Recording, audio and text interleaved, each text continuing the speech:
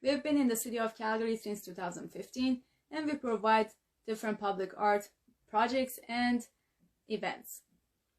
Since the pandemic started, we initiated a new project with artist stories and health awareness series. We connect with artists, art therapists, music therapists, mindfulness coaches, and any individual who is interested in the link between creativity and health. And we hold these interviews through our Instagram Live. We then share these videos on our YouTube channel. And by the way, if you're watching this video on your YouTube and you're interested in the subject of health and creativity, make sure to subscribe to our channel so you don't miss any new videos that we post. Also, I have to mention that we promote diversity, therefore you will be seeing videos in different languages from us. Today we have another amazing guest. While she's going to join us, I'm going to play a music by an Alberta-based musician, Rebecca Ems, who goes by Tovi, and this song is called Ceiling.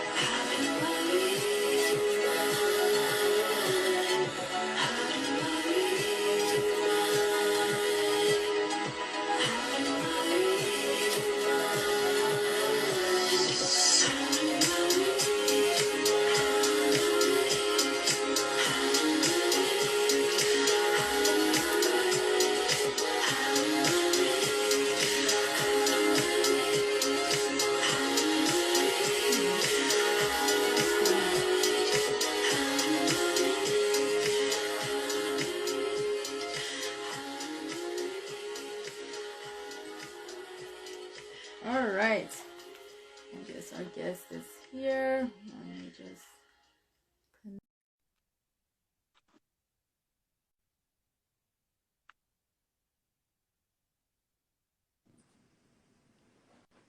Hi. Hi, how are you? Good. How are you doing today? Good. Awesome. please go ahead, introduce yourself, tell us which city you're living, what is your background, and tell us a little bit more about your organization. For sure. So my name's Manisha. I'm currently living in Edmonton, Alberta, though I'm originally from Calgary. And my background, so I did my undergraduate degree at the University of Calgary in biological sciences. But I also took this program. It's a really unique program, actually, at the University of Calgary called ASHA, or the Arts and Science Honors Academy. And so actually one of Obliquity, the organization I run, one of our series this year, we hosted the director of this ASHA group. And essentially the whole premise is that all of the students are from different degree backgrounds. And we all come together for this course each semester that seeks to integrate the arts and the sciences. And so it was my favorite course in university. And I guess you could say moving into Obliquity, it was part of the inspiration behind Obliquity and creating this workshop series that now that I'm in medicine at the University of Alberta really seeks to connect medicine and the arts and humanities together. So that's kind of where it all started, I guess. That's really interesting. So how long Obliquity has been operating for, and what does it stand for, the name? Sure. So Obliquity, we first created it back in 2019. So we're just about finished our second year and moving into our third season. And yeah, so the name kind of came to me. I was struggling to think of something that kind of captured the theme that I described, connecting medicine and humanities together. And so it's a bit of a play on words. We think of it as being a bit oblique in the realm of medicine, in that arts are typically, they're getting more integrated into medicine and finding ways to find those connections and intersections. But I think that it's still seen as more of a soft skill in medicine, and something that many healthcare providers may not see sort of the innate connection between the two, or the need for sort of an artistic mind in medicine. So it's a little bit of play on words in that way. And then also we think of it as we have a bit of an oblique approach to connecting the two topics together. So one of my goals when I created Obliquity was to really emphasize that we wanted a multidisciplinary audience. So I didn't want this just to be directed to healthcare practitioners and kind of tell them to be a bit more artistic, explore the arts. I really wanted it to be this space where people from all different backgrounds, from the healthcare field, from community to even patients, where we could all join during these sessions and have conversations that really showcased diverse perspectives, and was able to create this space where sort of titles and designations and roles that one might usually have, or that kind of outlines what profession they're from, really doesn't exist anymore. And that these interactions are founded upon just basic human interactions, regardless of if that person is a patient or a doctor or a community member, just this very fundamental human interaction. That is so nice. It's a neat idea, and I really hope that it's going to be, more successful and more people get involved with it, because I find that it's really important that, doctors or whoever is in the healthcare would actually care a little bit. But it seems like, with how much work they have, they've become a little bit farther and farther from the humanity. Or this is my perspective, from a patient perspective, right, most often. So where the art part comes in, why art is important in this goal and Obliquity? Sure. So I guess I'll start off with talking about my artistic background. So for me, I'm more involved in more the literature side, and especially poetry. I write a lot of poetry. I have since I was in grade school, and I've just found that that's often been an outlet for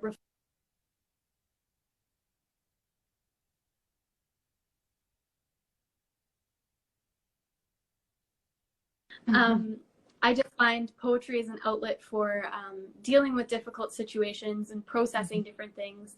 And oftentimes I find that it's a way that I explore new ideas as well. So even thinking about Obliquity started off as sort of an idea of just finding these different intersection points between the arts and sciences. Mm-hmm. And so the first year that we held the Obliquity series, the theme was called Necessary Reflections. Mm-hmm. And so the first year was really focused mostly actually at medical students and developing these skills in close reading and narrative reflection, skills that are really important during patient interactions. And like you kind of brought up, Tara, just having that ability to still have that basic human connection with your patients, and that they're able to receive that despite you having so many things to do on a daily basis and so many things to think about. So that's how it started. And then this year we've grown, we've created a new website, and we've started branching out a bit more. And that's exactly how we connected as well, is that we were able to expand our reach. And now that art, that idea of art in medicine is broadening. For example, we had our 5th workshop yesterday, and we had 2 individuals who were talking about sonics and sound and ecology. They were both, they had a background in microbiology and then also in sonics and the study of sound. And so they showed a bunch of beautiful installations that they had created. One was, there was a recent installation in Toronto called Proximal Spaces. And it talked about the ideas of the spheres around an individual, and it's kind of related to social distancing with sort of intimate space, and then as you branch out wider and wider, kind of the different types of space around a single individual. And so they worked with different bio artists who actually swabbed different areas within these circles around an individual, defining these areas of space. And they plated the swabs that they took to grow different types of bacteria. And so they changed all these tiny petri dishes growing different types of bacteria of different colors, and they created these beautiful pieces of artwork in sort of geometric style designs. And so that, it was really interesting yesterday, because for me, that's kind of totally out of my element with thinking about even ecology and sound, and that's an intersection I never even thought existed. And so it's been really interesting to see, as we have grown, that we're able to collaborate with different groups to see the intersections that are important to them and that they've created through their careers. That was really interesting. So what is your perspective on art and creativity in general? That's a big question. I guess on a fundamental basis, art and creativity, I think, is an essential part of my daily life, and an essential part of, I think, how I approach most things, whether it's a task I'm going to complete or a gift I'm going to get a friend or family member. I think art and creativity, it's something that really adds not only sort of personality to an event or a gift, but it also just showcases the beauty, I think, of the human mind, and of the ability for humans to create different things.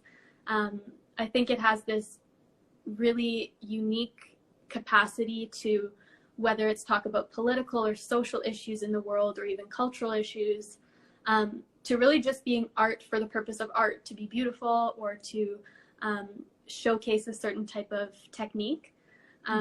So I think art and creativity is really, for me, woven into everything that I do and the way that I see the world as well.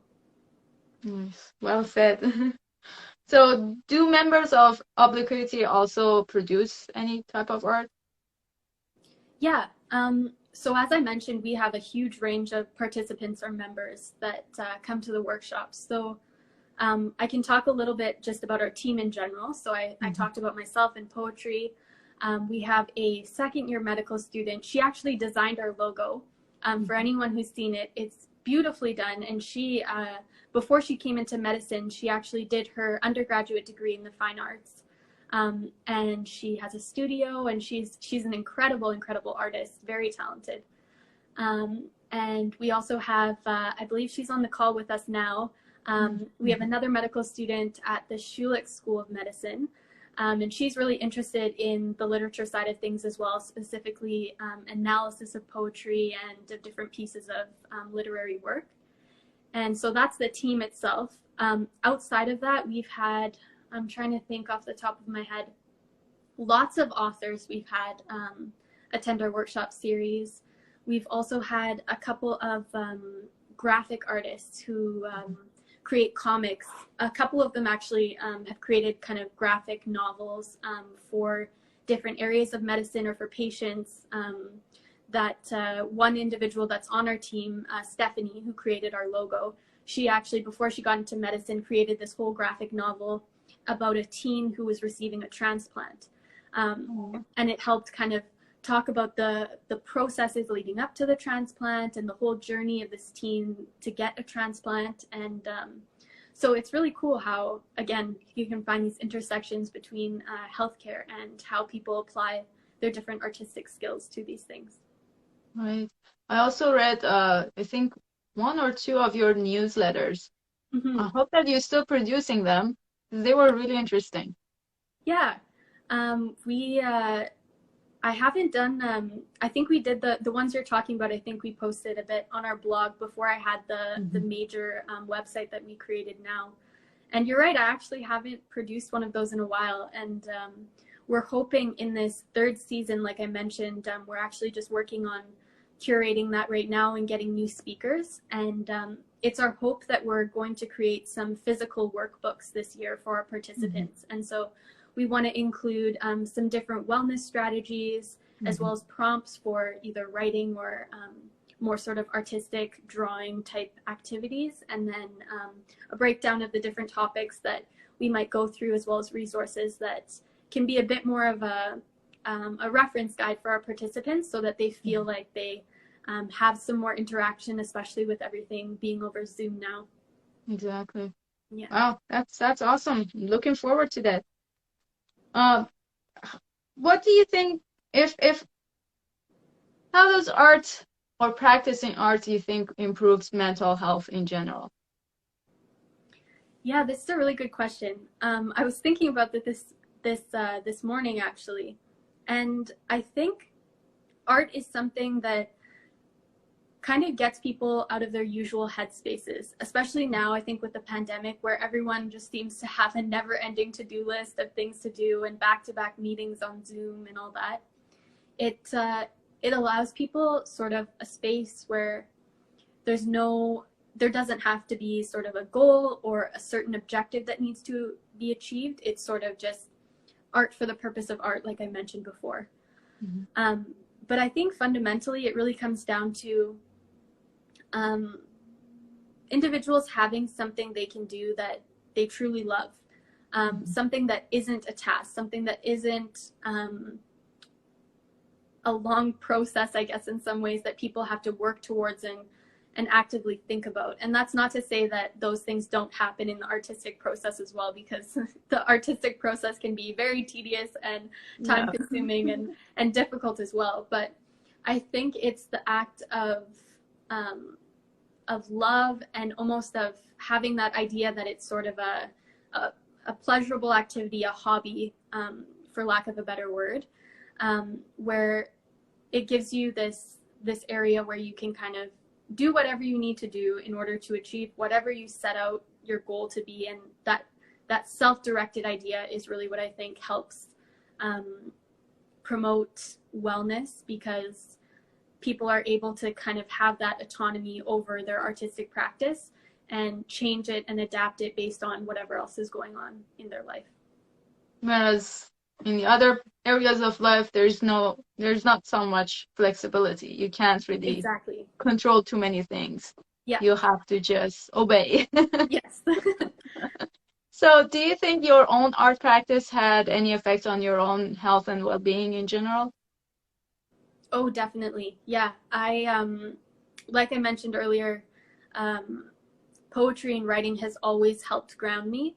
And it's also helped me really navigate through difficult times. And I think I'm always one who likes to see how all the different possible situations would play out. And if there's a problem, all the options that I could go through to solve that problem. And so I think writing and also changing that sort of processing that we usually do in our minds, and oftentimes that kind of sends us down a loophole because we just get stuck in repeating these thoughts over and over again.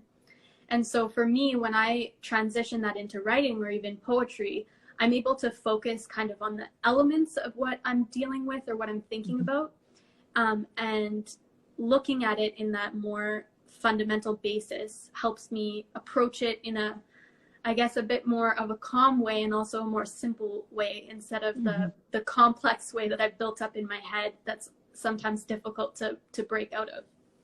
Yeah, I think there's also, you know, with art, maybe there's less responsibility. You know, you take everything in your own hands, and if you make a mistake, so you made a mistake. It's not a big deal. Yeah. But in all the other areas of life, it's not that simple. You make a mistake, it's a big deal. Yeah. You have to take responsibility, and it may not be a mistake that you can just correct it easily. So that kind of just makes us a little bit rigid too, I find. So having that art practice helps to be a little bit more fluid maybe in life, and not taking everything so seriously, and just being easygoing maybe. Yeah, for sure.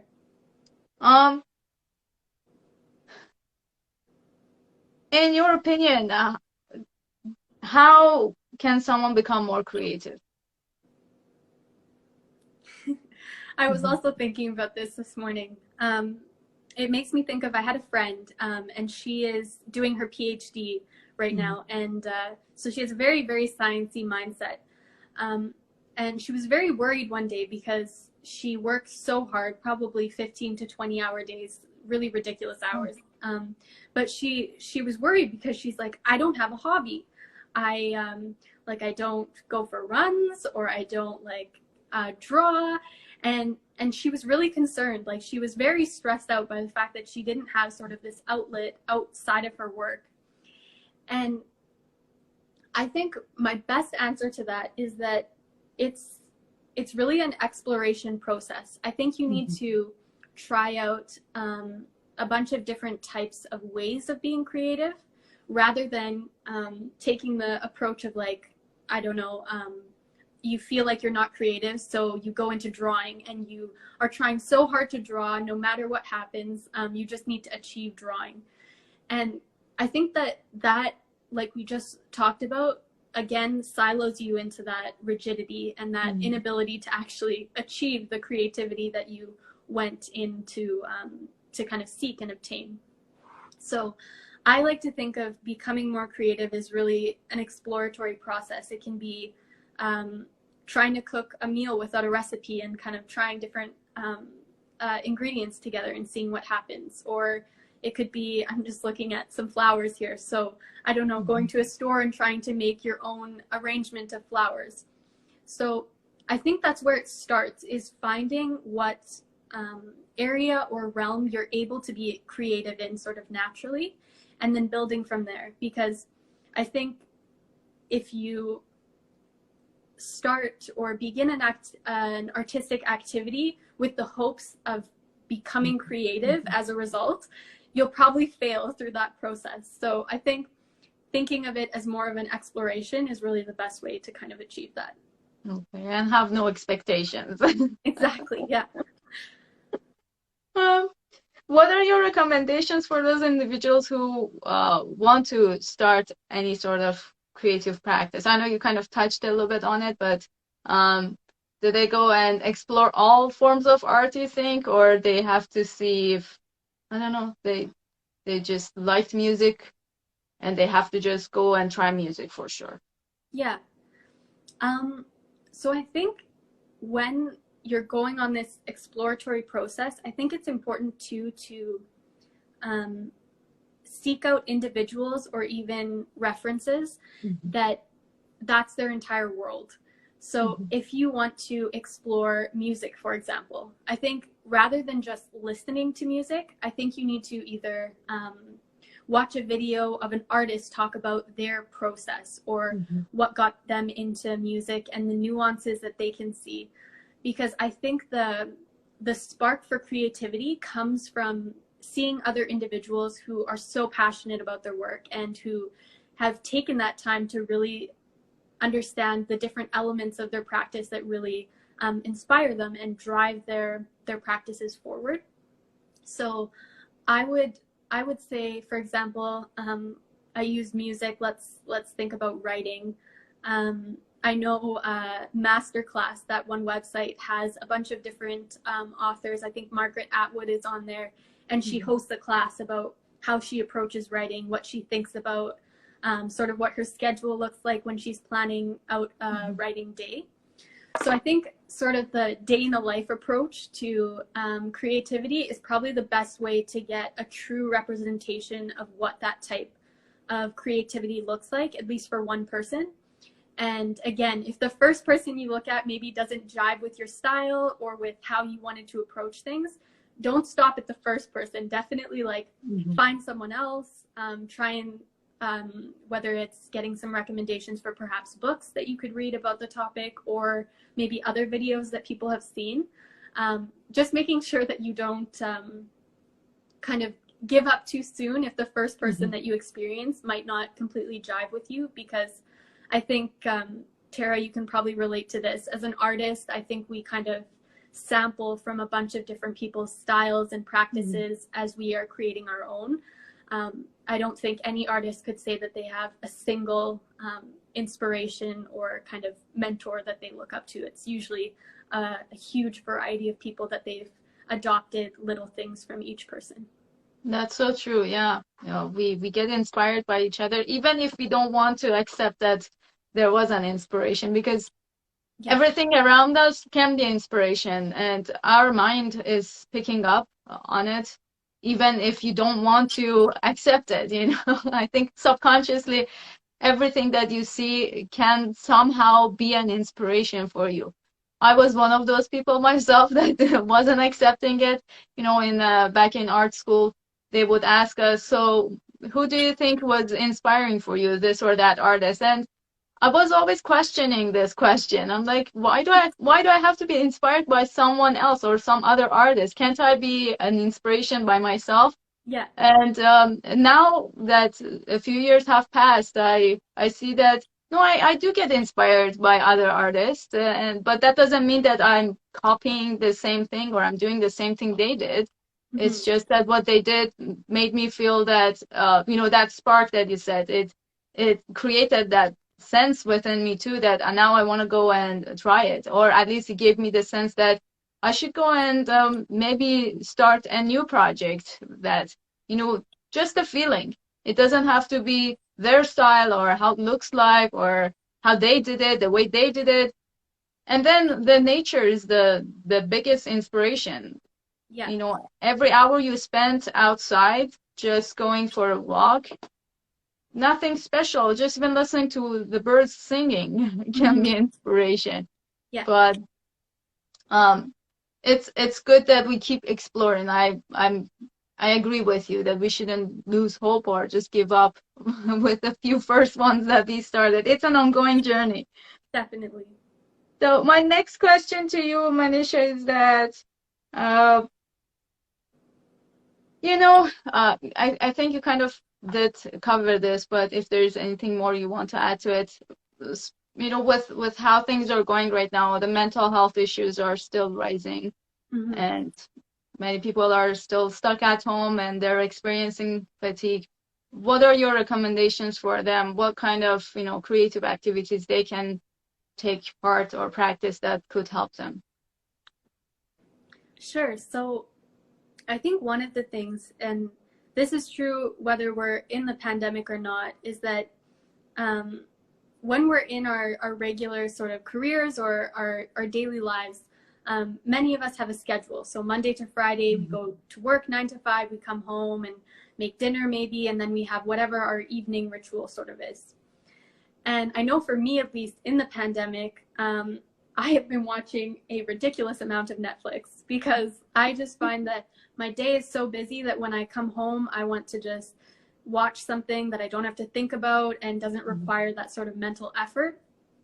But what I've realized is that concept is something that's good and that we should strive for. Of when we come home, there's some activity that gives us a little bit of a release or a break from whatever happened during the day. But I think the difficult part, especially in the pandemic, is choosing what those activities are. So the easy thing to do, and I'm so guilty of it, but the easy thing to do is to do something like watch Netflix or take a nap. And sometimes those are the things that you need to do. You need to do something completely mindless, lay on the couch or have a sleep, whatever that might be.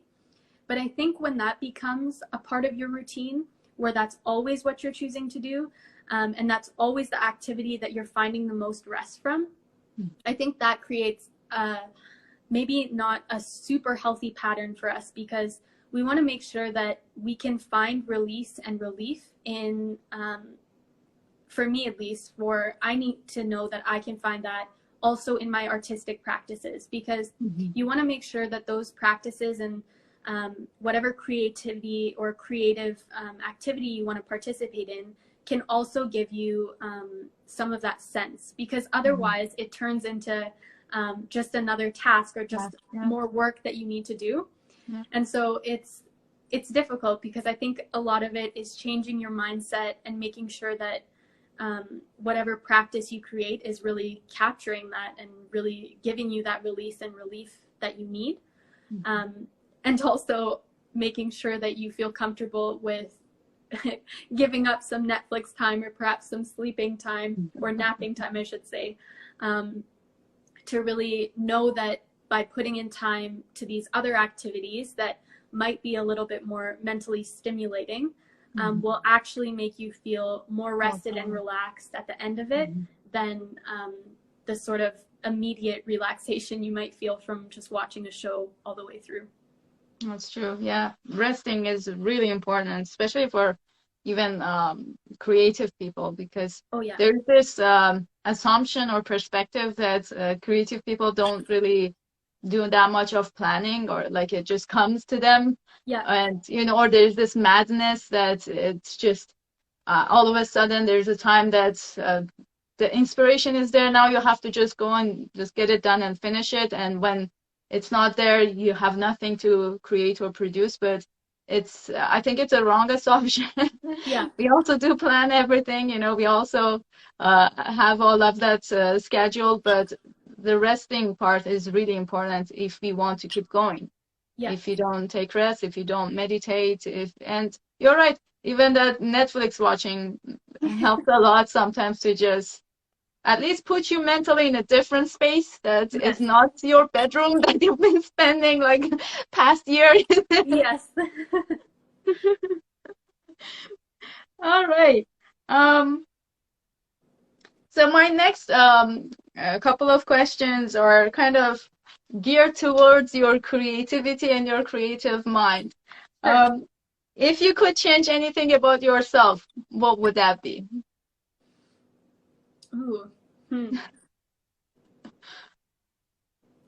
I guess one thing that I can think of off the top of my head is so I come from I'm mixed. My dad is from Nairobi, and my dad's side of the family is East Indian, and then my mom, her family was from Nova Scotia, so she's Canadian.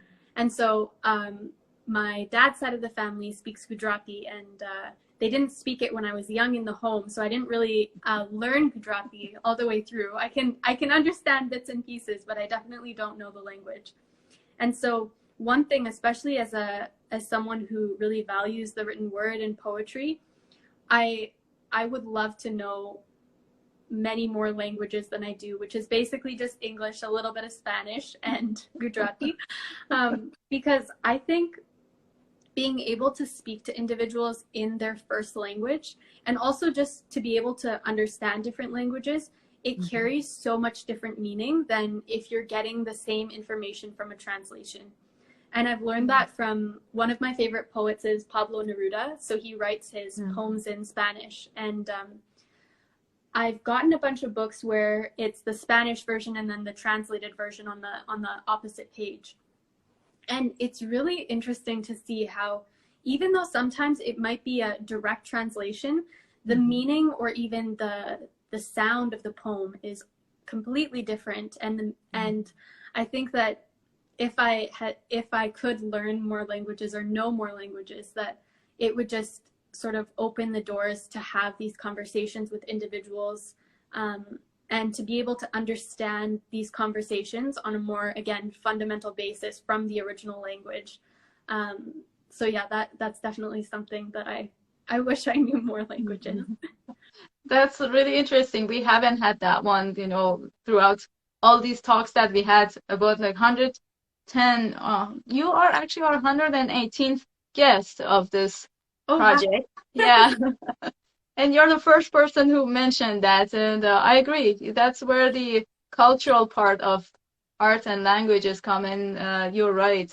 Each language, even if you do the direct translation, still it doesn't really carry or deliver the same meaning, because some words have more than just one meaning in one language, and it's also about the context of how things happen, and that doesn't really have an equivalent English or, you know, or equivalent in other language. It happens only in that area of the earth. Yeah, exactly. Yeah. And you have to know it, and you will understand it when you actually experience it. So it's really interesting that you mentioned that. And I also see that, you know, art, any form of art is just another language that we talk, whether it's through visuals or music. It's just another language. And the more we learn from other languages, the more we also understand the art itself, because that's the universal language. Yes. We all can see colors. We all can hear the music and hear how it sounds. And maybe our feelings and emotions are also universal through this art language that we use. So that was really interesting. Thanks for sharing that. So next question. If you could have a superpower, what would that be? Oh, I feel like my answer is going to be more cliche for this one. I think I'm going to say being invisible, because I really love surprising people.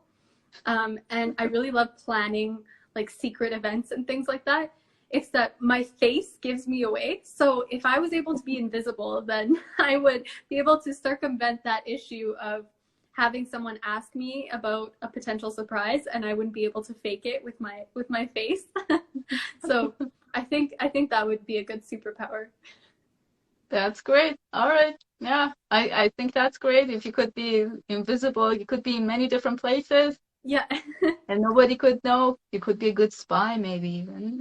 This is true, yes. Awesome. So, Manisha, how our viewers can reach out to you? Sure, yeah. So our Obliquity account would probably be the best. So it's at Obliquity_U of A. This is I joined in through my personal account, but even if people reached out to me on this account, I can just direct them back to the Obliquity page. Our website is probably the best way to get all the information that anyone would be interested in. So that one is www.obliquity13.com. I update that regularly, and it has also all of our workshop recordings on there as well now. And it also has the breakdown of all of our social media pages and our email on the website as well. Awesome. So where do you see Obliquity being in the next couple of years? Do you think more people will join from medical environment more, or you want to open it more to the public? I would probably say a bit of both. I think the goal for this year is really trying to get more medical schools involved. One of the things we were able to do is actually give, at the University of Alberta at least, medical students who attend the workshop series can get credit hours to a certain requirement we have in our curriculum that medical students have to complete. And so that has really helped with kind of integrating Obliquity into the medical scene, especially within the medical student realm. And then also it's allowed us to start to think about at other medical schools kind of what type of humanities programs they may offer, and if there's a space for Obliquity across Canada as well. And in relation to the public, as I mentioned at the very beginning, that is kind of forever Obliquity's goal, is to always maintain that multidisciplinary community.